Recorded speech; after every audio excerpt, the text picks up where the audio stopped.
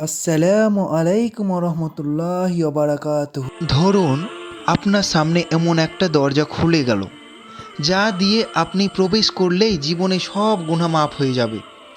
জান্নাতের টিকিট আপনার হাতে ধরিয়ে দেওয়া হবে, কিন্তু সেই দরজাটি শুধু এক রাতের জন্য খোলা থাকবে।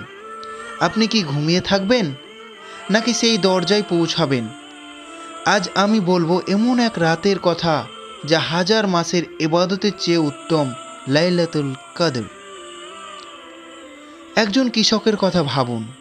সারা বছর সে কঠোর পরিশ্রম করে ফসল ফলায়, কিন্তু যদি একদিন এমন সুযোগ আসে যেখানে মাত্র 1 ঘন্টার কাজেই সে পুরো বছরের ফসল পেয়ে যায়, সে কি সেই সুযোগ হাতছাড়া করবে? লাইলাতুল কদর ঠিক তেমনি।